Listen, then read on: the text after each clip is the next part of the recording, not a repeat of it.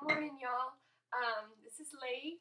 My name is Lee Gray, in case this is your first time here. But anyway, we are doing a series right now on the 6 things the Lord hates and the 7 things he detests.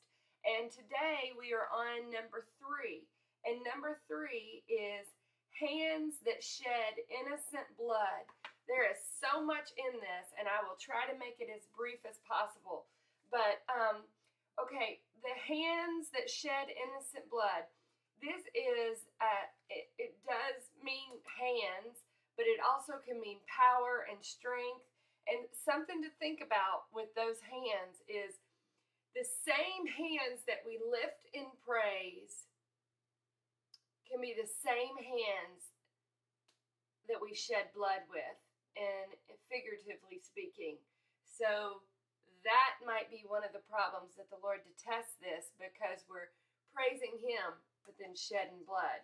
Not a good thing. The hands that shed. Shed means to pour out. It's a slaughtering.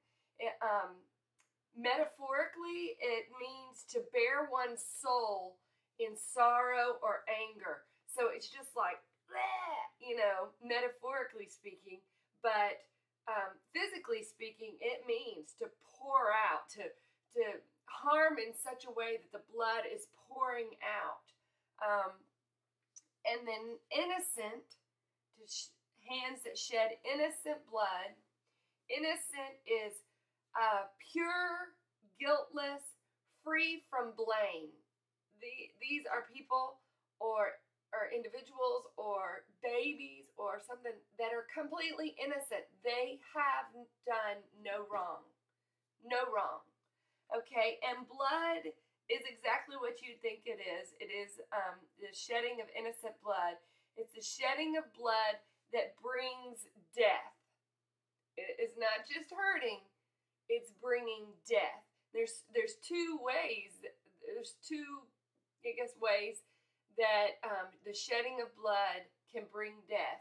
Number 1, in murder, and number 2, the sacrifice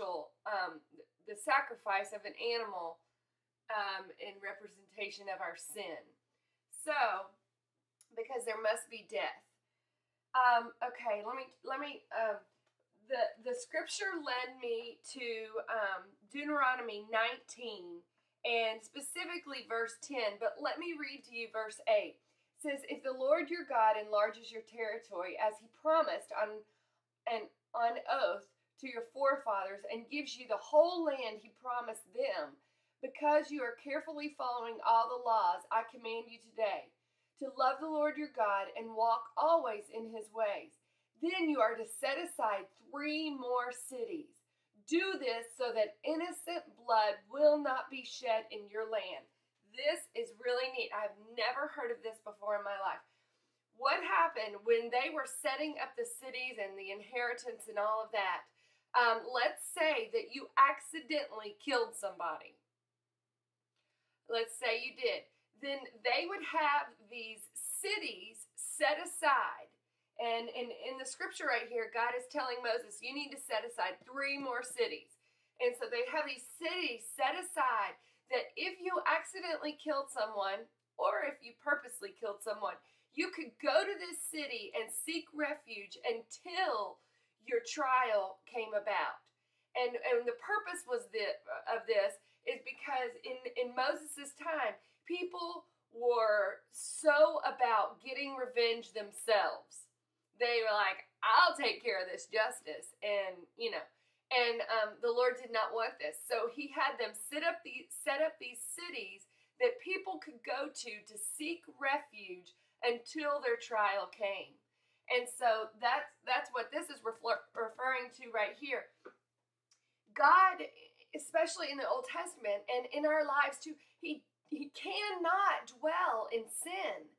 And so even down to the killing and the shedding of blood, he did not want that in his city, in the area, in the inherited land for God's people. And so that's why he made these separate places for these people to go if they had shed innocent blood. Oh, that's pretty neat. I never been around that. Okay, let me also refer to Proverbs 1:16. And I found this often with the shedding of blood. It was a quick action, very rushed. It said, for their feet rush into sin, and they are swift to shed blood. For their feet rush into sin, and they are swift to shed blood. Almost lost myself there for a minute. But that's what I see over and over in the scripture. I see it again in Isaiah 59:7. It talks about rushing into sin and swift to shed blood. Most of the time, I would think, and I just heard the testimony of a guy that had just gotten out of prison a couple weeks ago, that when he committed his act of murder, it wasn't like he sat around. And I know some murderers do that, but this was he just sat around and was like, should I kill him? Should I not? When should I do it? You know, it's like this verse is saying, their feet are rush into sin, and they are swift to shed blood. And God is saying, the shedding of the innocent blood I detest. You know, it reminds me of abortion. Okay, and then, this is a good one. Isaiah 1:21, it says, see how this faithful city has become a harlot? She once was full of justice, righteousness used to dwell in her, but now murderers, talking about shedding the blood. Okay, she once was full of justice. Oh, this is good. Many blogs ago, I talked about Micah 6:8, that act justly. Well, this justice right here is that mishpat justice. This is when something has gone against God's law, and it has been presented to you personally, and God gives you an obligation and a responsibility to judge that what has gone on against his law. And so he's saying, he's talking about the Israelites right here. She once was full of justice. I could present ungodly things before her, and she would pass judgment the way I would in my mercy and all of that. But now they're murderers. Now they just all do it.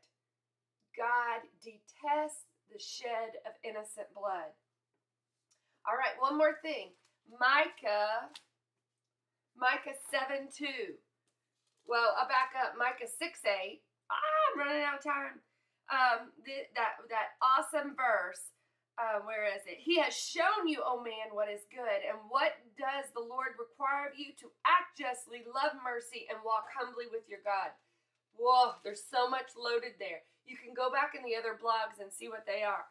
But Micah 7:2, it says, the godly have been swept away from the land. Not one upright man remains. All lie in wait to shed blood. Each hunts his brother with a net. I know that was long ago. That was Micah, I believe, prophesying about the northern kingdom. And but it's still happening today. Still happening today. And I think it's getting worse and worse and worse. So, the 6 things the Lord hates, the 7 things he detests. Oh, this is really, really good. Today we talk about the hands that shed innocent blood. We cannot be a part of that. And don't, more than anything, for you and I to this day, if we are not prone to murder very often, it's what we do with our hands. Do we lift those same hands to God and then do evil with them as well? All right, that's it for today. I'm sorry it was so long. I'm going to substitute. See you, bye.